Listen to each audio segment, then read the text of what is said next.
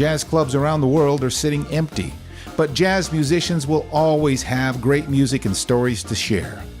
And since jazz fans aren't able to get out to hear great music, we will deliver jazz to you at home.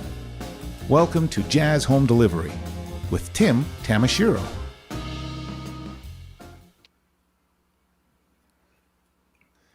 Hello friends, Tim Tamashiro here with Jazz Home Delivery, where we're bringing you all the wonderful jazz musicians from around Canada at home to you at home, hence the jazz delivery. And we don't even charge you like a delivery charge like Uber does, you know?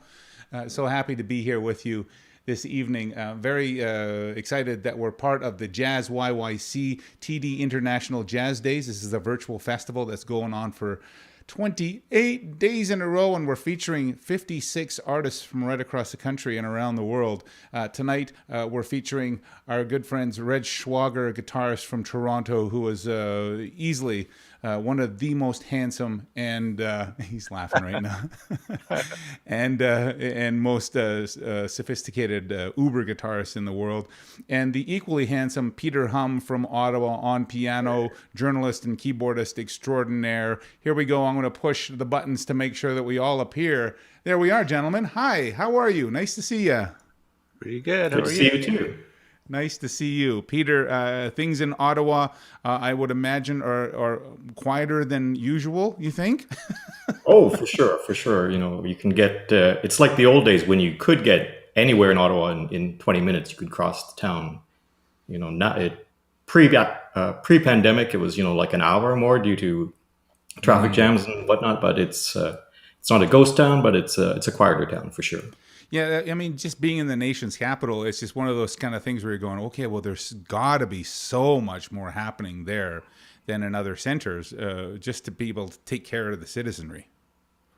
I guess. I mean, the citizenry are around, out and about in my neighborhood. I don't really have like a big, radius that I need to cover just to do my shopping and stuff. But, you know, the neighbors are out and the kids are out playing. Wow. While they're keeping their distance, but they're out there. That's what I see. Well, you can get some smiles out in the neighborhood anyways, right? For sure. And it's warming up too. Yeah, amen. Thanks. That's good to know, right? Reg, are you able to kind of get out and do your grocery shopping and stay safe at the same time? Toronto's a busy place as well. Yeah, I'm out near the Danforth, so it's not as busy, but Yeah. I get to go walk around, and it's not that crazy out there. Yeah, Get well, stuff done. as long as you're safe, that's all that matters. Exactly. And you have a lot of music to listen to. If I can, take a look at what I'm looking at in your background. That's Actually, there's a green screen behind me, and that's just Right. is I that just have an what's That's amazing. Well, thank you both for being on the show. Peter, will you excuse me? I'm going to go Of course. talk to Reg to begin with, and then I'm going to come back and talk with you about your new album. Stay put. I'm just going to push a couple of magic buttons here. Boom and boom. How you doing, Reg? Pretty good. Good to see you. It's very nice to see you too, and I'm happy that we could have you on the show. I've been a massive fan of all the work that you've done over the years, and goodness knows, I took a look at the amount of albums that you've played on over the years.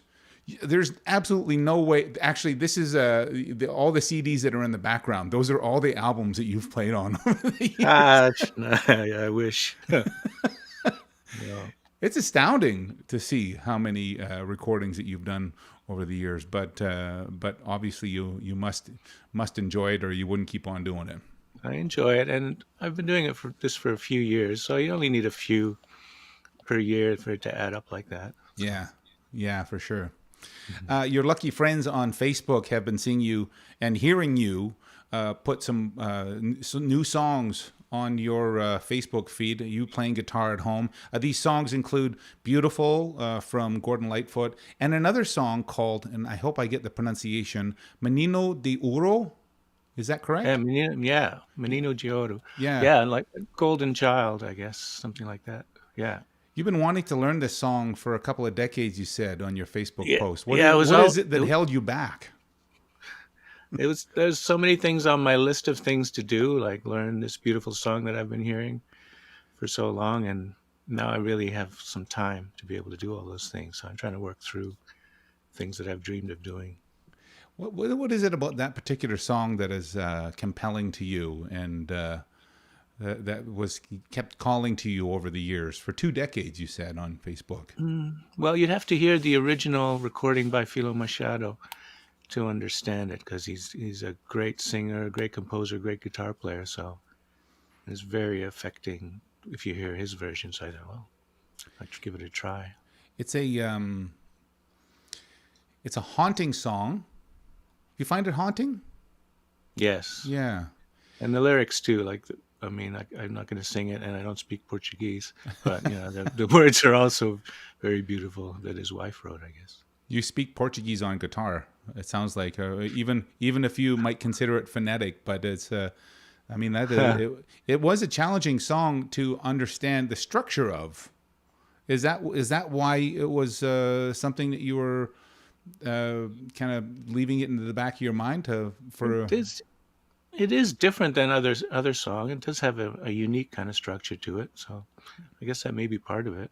Yeah.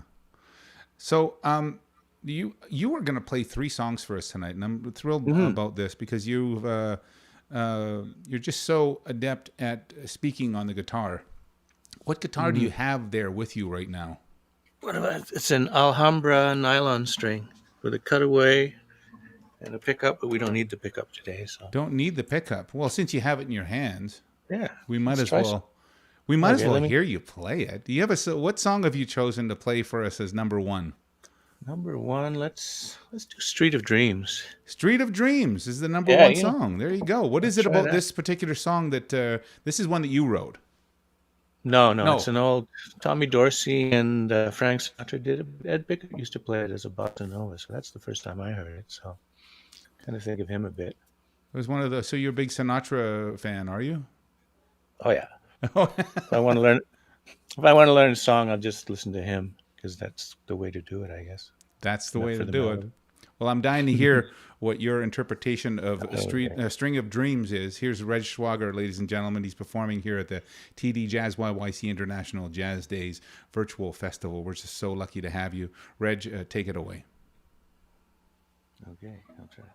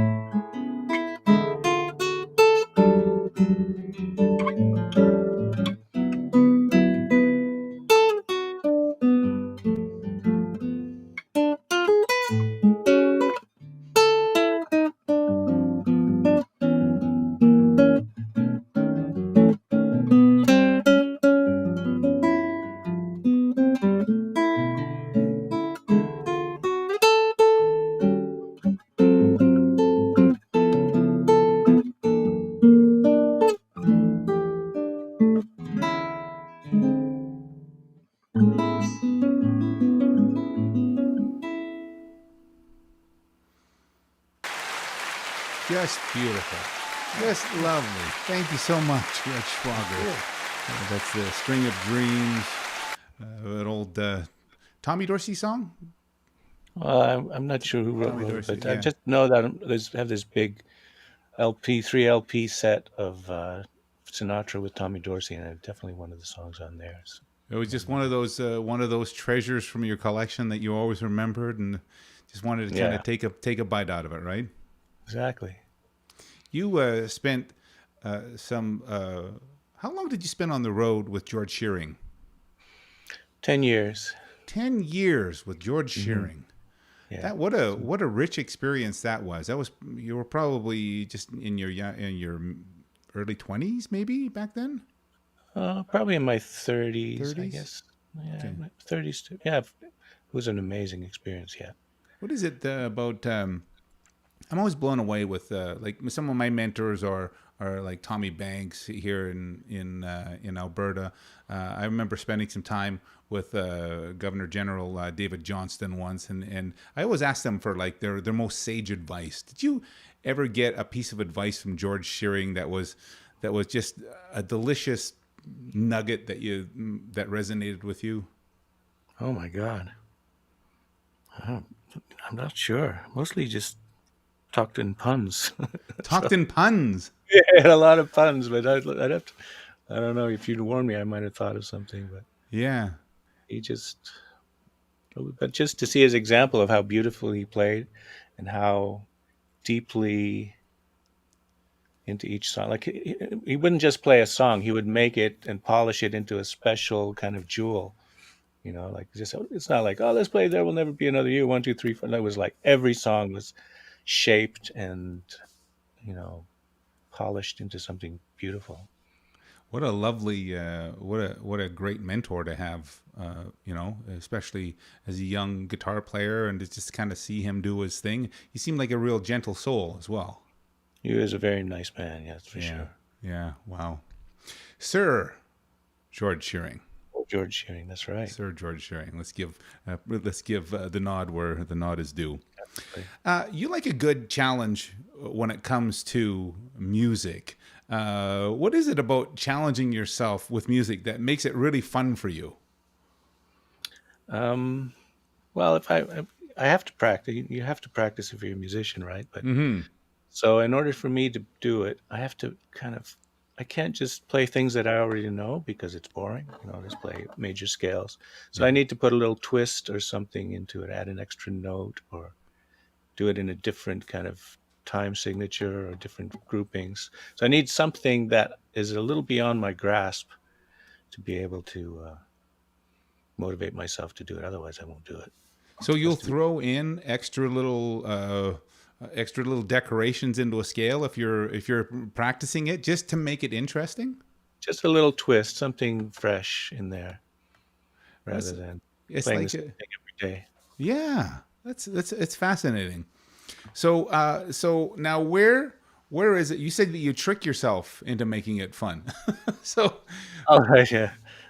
Yeah. I mean, if I know there's something that I need to develop, I'm on a gig and that's not working, then I'll just design an exercise or something that oh, that is fun, but will also accomplish moving forward towards that what I want to do.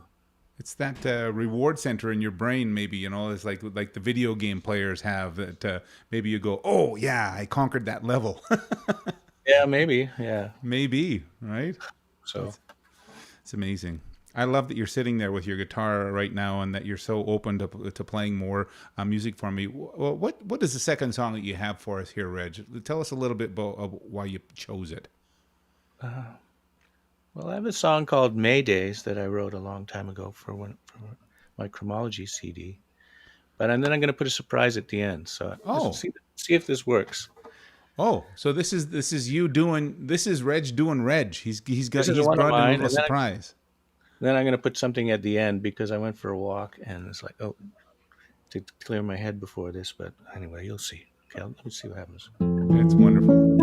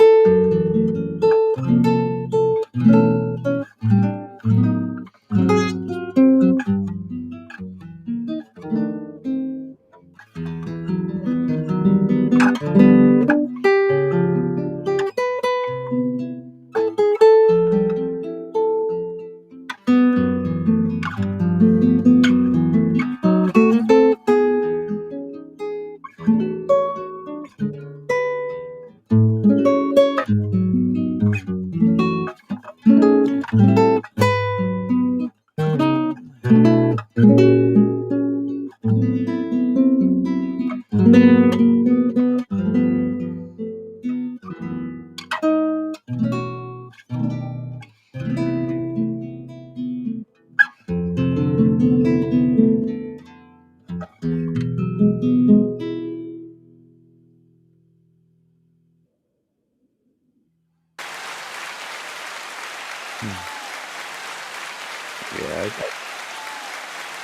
Oh yeah. It was raining. I said, "I'm not go for a nice walk." And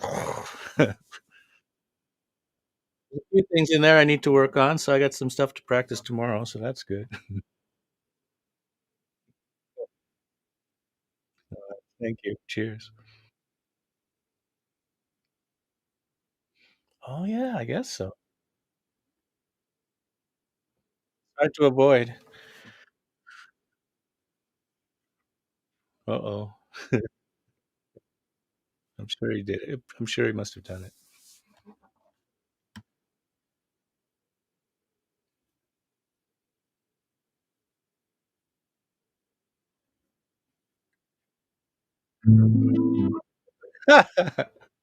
Let me think. Well, definitely CDs for sure. But if people ask me how many guitars I have and I don't know the answer, that's probably a bad thing, right?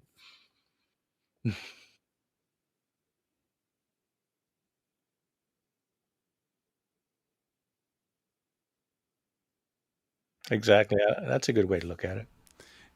Yeah. Well, the guitars, I know you must have a beautiful collection of guitars, and your guitar that you have right now is a nylon string guitar. It's lovely to hear that particular acoustic instrument just so intimately. But what's your favorite guitar to play? Oh, depending on the context. Like this is great for Brazilian music or nice ballads, and I have a archtop electrics that are nice for jazz, and if I want to go crazy with some crazy fusion band, then I'll have like a Stratocaster or something. So I enjoy all of them for their different characters. It's like I said, at golf clubs, I've said to so many musicians. That's the one thing that is struck me that I didn't fully realize is that so many musicians, if you're passionate about music and passionate about your instrument, then you do have a massive collection of instruments that are going to serve different purposes. Yeah, So different sounds, different possibilities. I'm trying to picture you with the Stratocaster. Oh, well, it's downstairs. Yeah. Yeah, I totally understand. So you said that you told me earlier that your favorite instrument is the thin line Eastman archtop. Oh yeah, the jazz thing. That's a nice one. Yeah. Yeah. So what is it? Does it just resonate with you? Does it like just move the cells in your body or? Yeah, it's comfort. Yeah, it's very comfortable to play. It's light and it's responsive, and the neck is very comfortable to move up and down. So I don't And know. Just, would that be the guitar that you would take on the road with you, or do you have to choose something that's a little bit more kind yeah, of? that one's a little too fussy. It doesn't like it. If I put it in a flight case and put it underneath, which I usually do, and it'll be buzzing and complaining. So I have another more sturdy arch strap that I'll use instead. It doesn't mind being So if thrown people up. want to hear you play your favorite guitar, then they got to come to Toronto. I gotta come here. Yeah, They that's got to it. go to Toronto. I think that there's going to be a lot of people that would want to go and do that. Uh, I want to hear you play that the guitar as that's well. I nice. think it's a real treat. Thanks. Reg, what do you have for your third and final song for us tonight? We're all really enjoying this, by the way. The Oh, comments are really awesome. coming in fast Awesome. and furious. Well, I thought one of my favorite swing songs to play is Deed I Do. So how about Deed I that? do.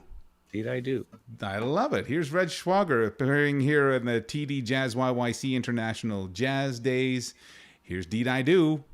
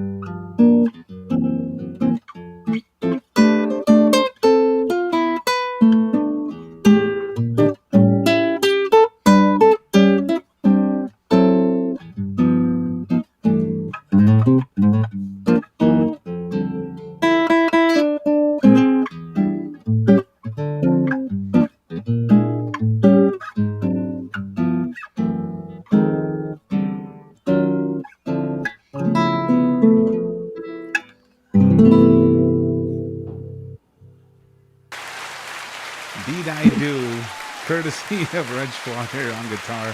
I always think of Diane Shure when I hear that song for some reason. In the 90s, I was working for MCA Records back then, and that was one of the albums that she put out where she's saying, "Oh, I think it was called Deedles, as a matter of fact." And "Deed I Do" is one of her killers. And you did a lovely job with that. Thank you so much. Thank you. Is so what's next in your arsenal of songs that you're going to tackle before we wrap up here? I've started writing out a song by the band, Really? Richard Manuel, called "Whispering Pines." So I'm trying to write out the melody, the exact rhythm that he's singing, which is like some kind of Einstein-ish. So it might take a while, but that's the next one. Einsteinish. I'm fascinated by how you're taking on pop tunes, especially from the late '60s, early '70s, and how those are a real lovely challenge for you. Well, those are the songs that I grew up. When I was 12, that's what I was listening to. So it resonates deeply. Yeah, no kidding. If for the viewers out there, if you get a chance to go and check out Reg Schwager's Facebook page, he's got a recording of "Beautiful" from Gordon Lightfoot. That is a gorgeous song, boy. That's like a beautiful song. And brand new appreciation of it. And so if you get a chance to go and check that out, it's well worth your time. And I'm sure happy to have you on the show, Reg. Thank you so much for your talent and for your gentle soul and for your joy of music. It's very, very apparent. Oh, thanks. Great to see you. Will you excuse me? I'm going to go over and talk to Peter Hum, who was in as much awe as I am. As a matter of fact, we're kind of going, wow, that was a real treat. Excuse me, I'm just going to zip over and see Peter. All right.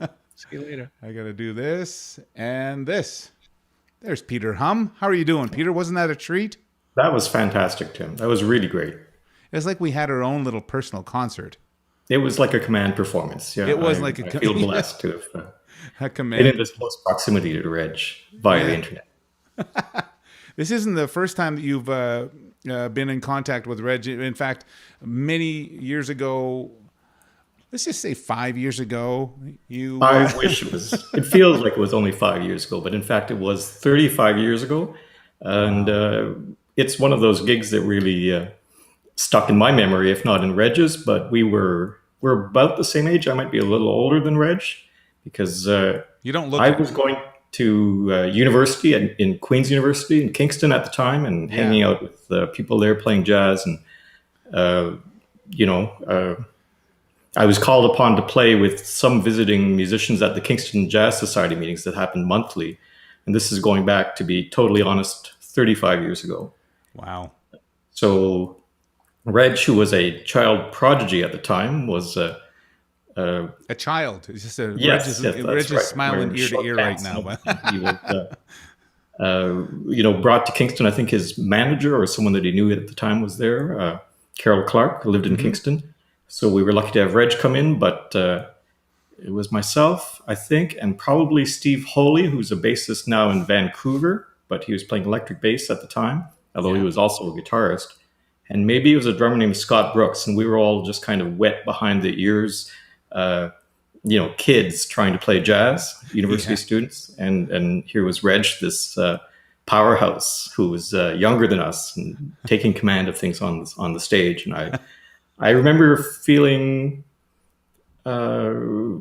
distinctly humbled, I guess, to be playing with Reg at that time. And that was my one brush up close with Reg's greatness back in 1985. 1985. That's right. Were you, and I wanted to bring up the point because a good friend of mine and a guy that you went to school with, David Gray, is Right. watching the show right now. He said to say hi. I told him, hey, your Well, friend that's Peter great. Hum's going to be on the show this evening. So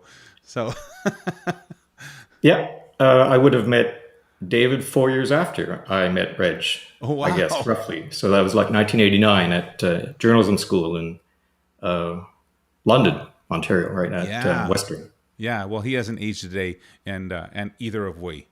Oh, I wish. I wish. I'm just showing going, signs of wear I'm going and for the tear. cheap applause. I'm going to push the applause button. I'm pushing the applause button right now. Peter, you recently released a brand new album called Ordinary Heroes, and you've written songs that may have addressed a lot of hot button issues in politics and in society right now. Do you see your new music as activism? Sure, why not? Music can be made and be appreciated for lots of different reasons. And this is the third album that I put out. I'm not quite as prodigious as Reg, who might do 3 or 4 in a year, but I'm looking at more like 3 or 4 in a lifetime. And in my previous go rounds, they were more likely to contain original compositions that were inspired by my son or my wife, or some musical notion that had caught my imagination. But in this case, this new album is a collection of tunes that I have written over the last 4 or 5 years. We went into the studio in 2018, but really the catalyst for everything, or the thing that really set me on the path to making this record, was, dare I say it, the election of Donald Trump in November 2016. So I was in kind of a bad way after that happened. I was, shocked and maybe a little bit despairing, given that I leaned to the left somewhat politically. And that was a real rude surprise for me. And, we can look at where we are now to kind of see, I guess, if my trepidation at that time was worth it. But I started writing music, I guess, just because it was a way of processing, some of the things that are happening in politics and society at the time. So I started writing music. I would think about topics and come up with titles, and then try to elicit the music from that. So it was an interesting way to go. And Did that help you kind of? Did it help you kind of shake some of the angst that you might have been feeling, or? I think so. I think it was a way of not being complacent, I guess, if we want to put it that idealistically. Yeah. But at the end of it, I had songs at least that I liked, and I was spurred by being concerned about what's going on around me. So it felt like, yes, I was doing something positive and constructive, at least for myself, and hopefully for the other people who would play it with me, and for the people who might hear it, hopefully. So, since the release of the album, you've seen and experienced, the other side. I mean, you're an arts reviewer, and you're a jazz reviewer, and you're a restaurant reviewer in your day job. So you've seen the other side now of what it is that you do, because you've sent your albums out for review, and the reviews have not always been. How do you describe the reviews? I don't want to put a label on it, but the reviews have always been interesting for this record. The one that I thought was probably the most interesting, maybe the most memorable one, was a reviewer from. I confess I don't really know the individual who wrote the review. Okay. I'm pretty sure it's an American and also a Trump supporter. Ah. And this reviewer,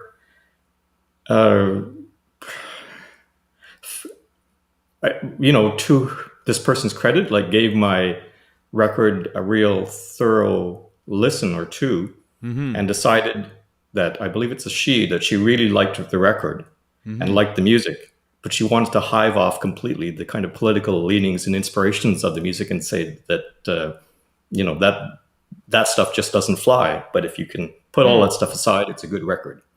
Well, but So there's that's a bit. That's an outlier, I have to say, because the other reviews have been reviews good. have been positive and have been either apolitical or have been basically saying, "Yeah, right on. Good for you politically." Yeah, And but the music's good. your music is not laden with lyrics and really really deep stories. There are titles that have some album liner notes that just kind of describe what the feeling was as you leaned into writing these songs. I don't know how that would come across, through airplay or through somebody just picking up the album. Right. Well, I guess it's not a must for that to happen. We don't need big long intros if these things are.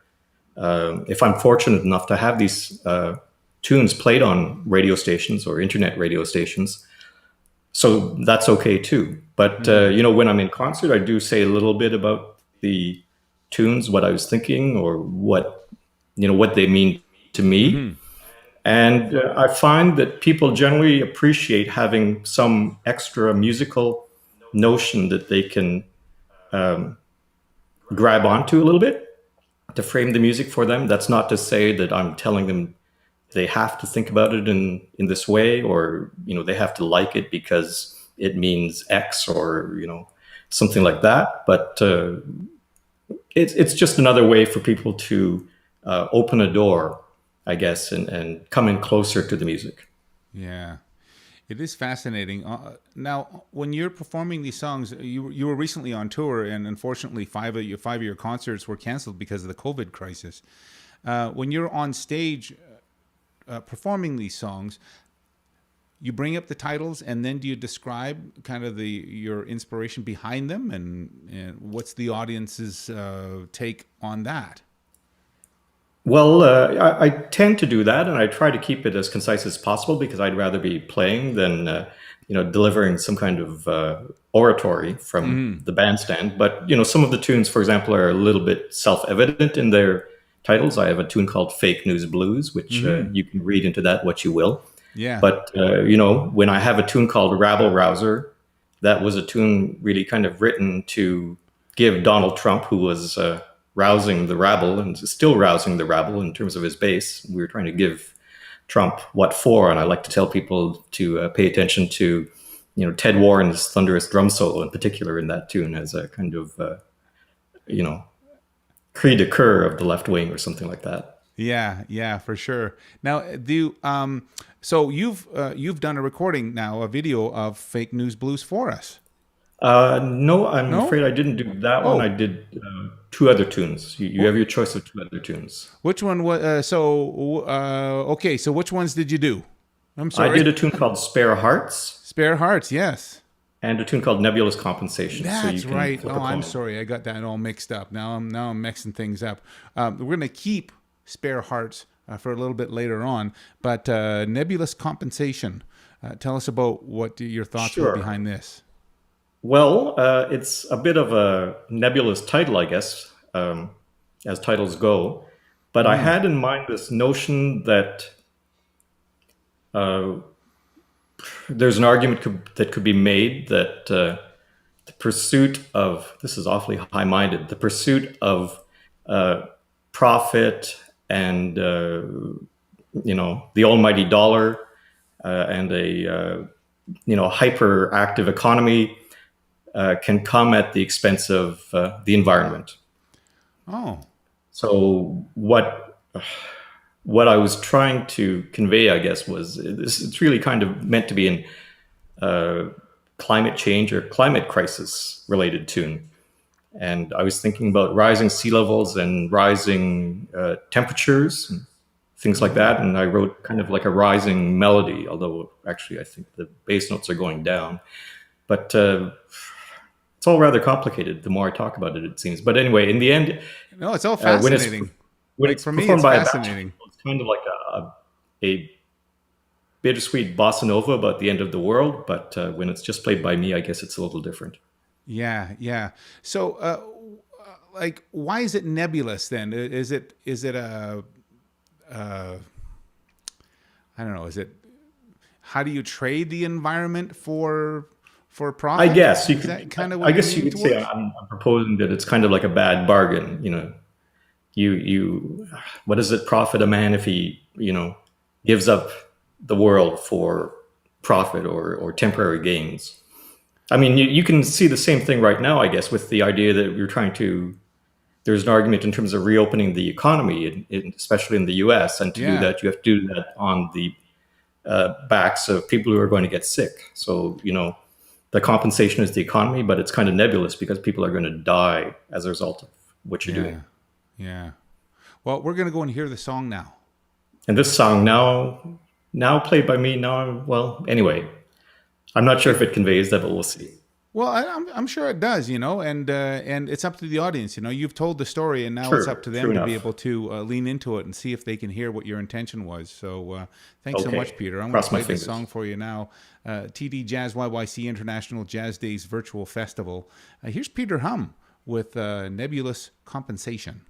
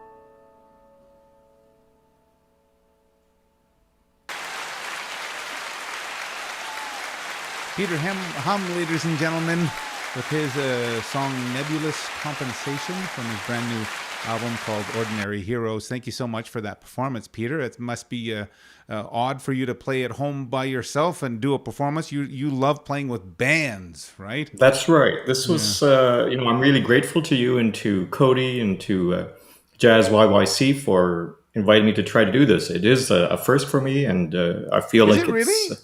Yeah, for sure. I feel like it's something that, we're in the new normal now, and we don't know what we're going to be when we come out on the other end. I feel like a lot of musicians are going to have to get their, internet performing chops together. Yeah. And in fact, I've got a call this week from the Ottawa Jazz Festival that they're trying to put some kind of project together themselves. So really, Oh, good. it's kind of, in the absence of clubs and venues and concerts, this is really something that's got to develop. I mean, it was happening before, but it's really going to have to take off now, I think.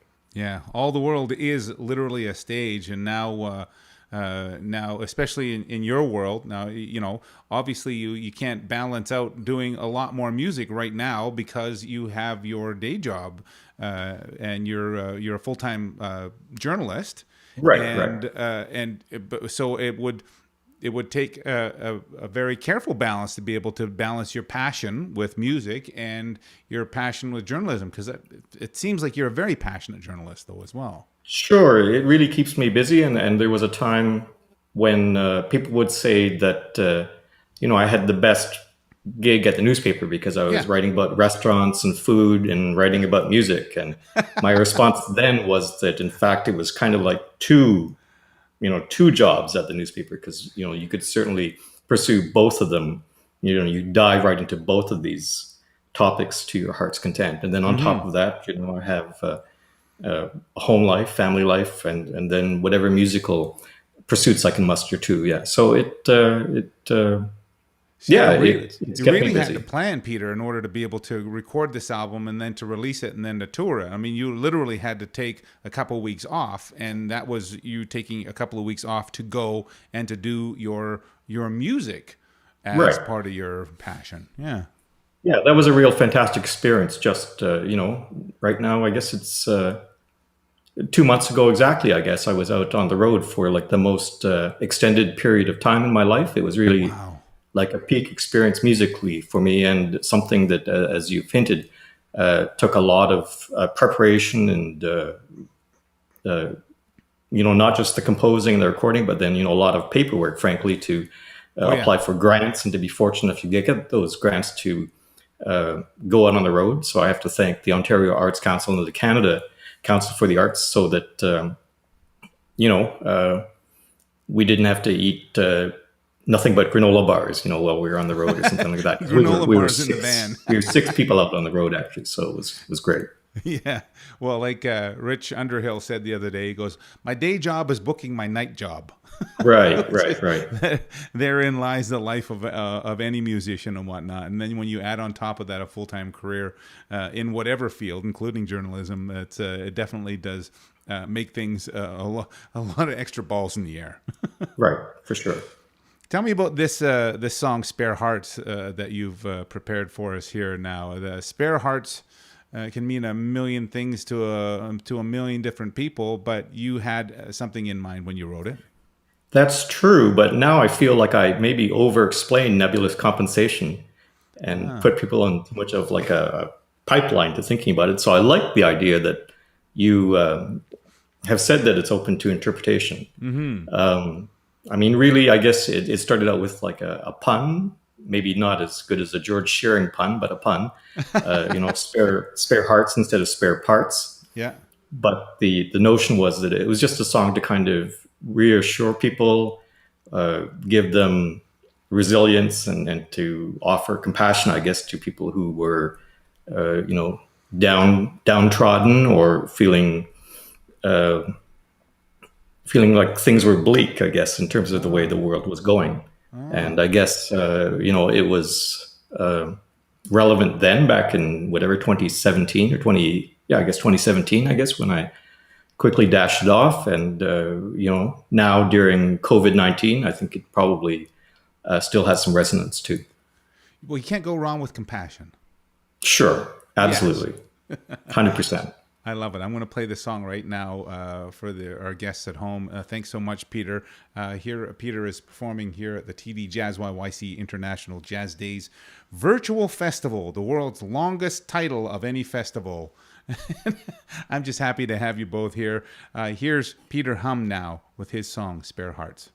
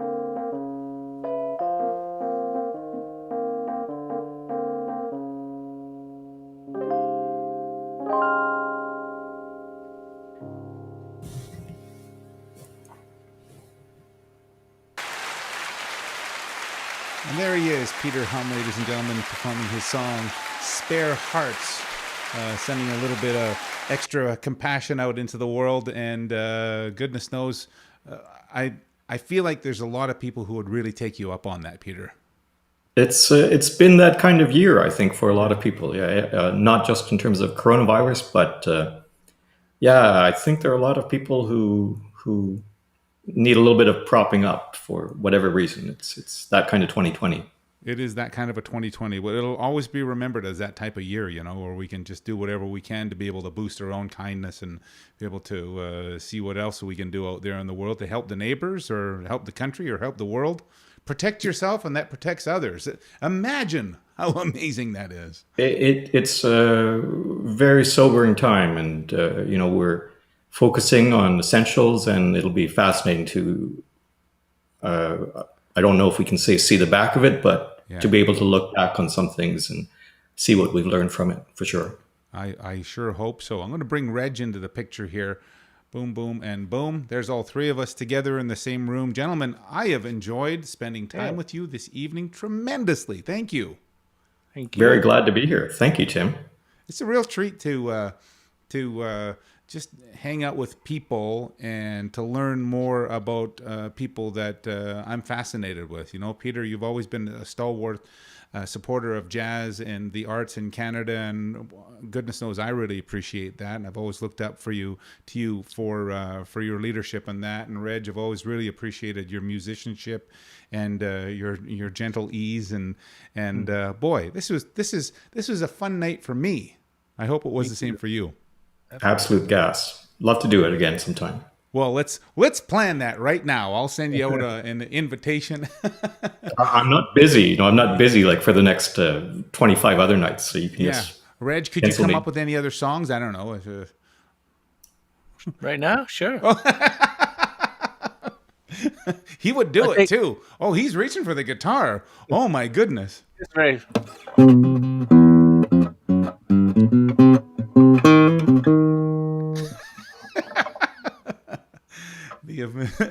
The classic ending to any show. I really do appreciate having you both, and appreciate your talents and your thoughts and your leadership. We're gonna end it there. We have a lot of sponsors that we'd like to thank here at JazzYYC and on behalf of the festival. So give us a wave, and thanks again. I hope to see you again in the near future.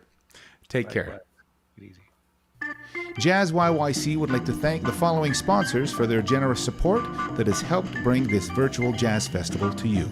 TD, Jazz Home Delivery, the City of Calgary, Alberta Foundation for the Arts, the Government of Canada, Calgary Arts Development, Inglewood BIA, CKUA Radio, Calgary Public Library, CADME, the Coalition for Music Education, Music Monday, Studio Bell, home of the National Music Center, Decidedly Jazz Danceworks, and the Music Mile. Thank you. If you've enjoyed this broadcast, please subscribe to this page, and if you want to receive more information about this or any of JazzYYC's other upcoming programming, please visit jazzyyc.com and become a member.